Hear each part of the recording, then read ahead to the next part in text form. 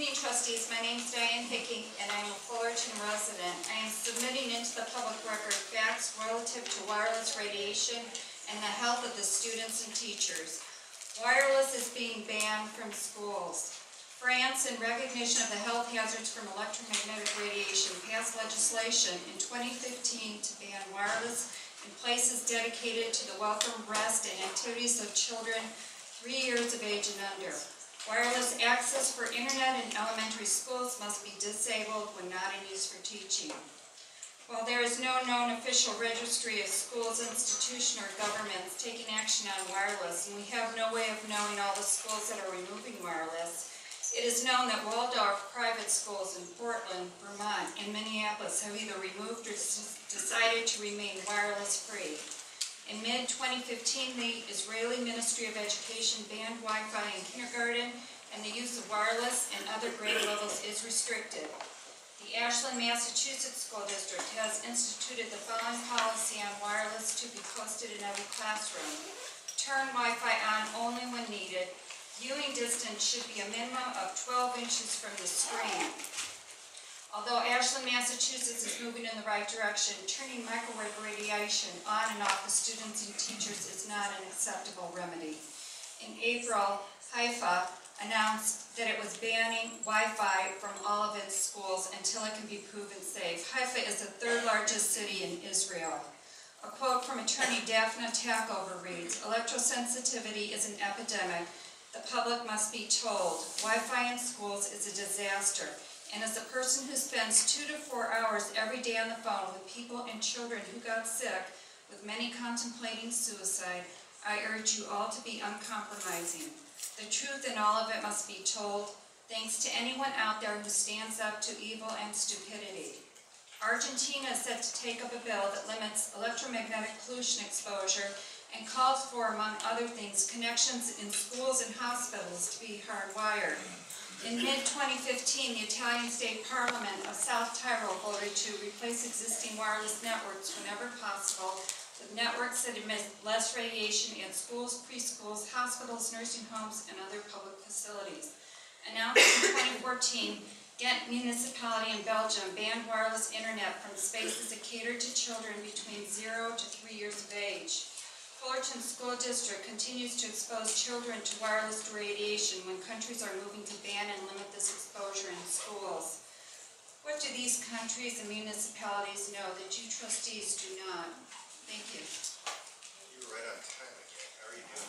I'll time myself. And the next person, Joe Imbriano.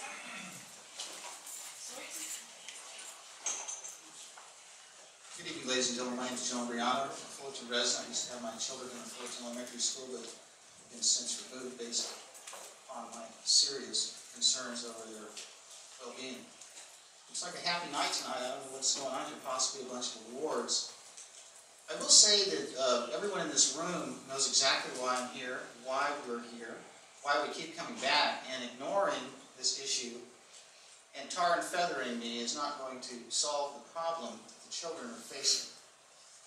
The reality is, there exists no other place in the world where children are exposed to levels of pulse-modulated microwave radiation that are trillions of times the background level on a daily basis, by force, by the Education Code's compulsory requirement for children to attend your schools. And you're at the helm, and you've ignored everything. Everything. It's unbelievable. I hope that at some point in the future, you'll have some remorse. Dr. Pleka, I also want to bring up, I understand you're trying to annex the park over next to the library, just to the west of us. That was shot down last night in the Parks and Rec meeting. We need that library open. We don't need that park closed off. I would hope the school district would get involved in trying to petition the city council to reopen that library. This portion of the community is really underserved in terms of park space and the library. So, but back to the issue at hand. Ms. Hickey does not raise health concerns. She brings scientific fact to these meetings. The Fullerton Observer refuses to print it, continuously refuses to print what she presents here. The minutes have been rather succinct as of late. I'm happy with that. But I urge you all to do what's necessary, and that is to be objective on this issue. Because if I came to you and told you that, hey, we've got a gas leak in the classroom, there's an automobile repair shop that's emitting automobile exhaust into the HVAC system at Acacia Elementary School, you would investigate that, you'd shut the school down and evacuate the place. But with the Class 2B carcinogen that should really be classified as a 1A or 1B by an oncologist who spends his entire career looking at brain scans and operating on people's brain tumors, he's telling you not to do that. I've been here for years discussing this, and I will continue to do that.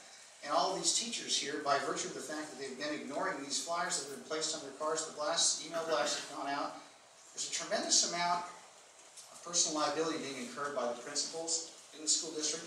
It is their personal responsibility to ensure the health and welfare and the safety and well-being of the children. So the school district does not have their back. It's a very interesting quagmire you're all going to find yourselves in as this thing plays out. So I urge you to stop going through six-figure monthly expenditures on deploying these wireless access points all over the school. Thank you. Seeing no more public comments, we will move on to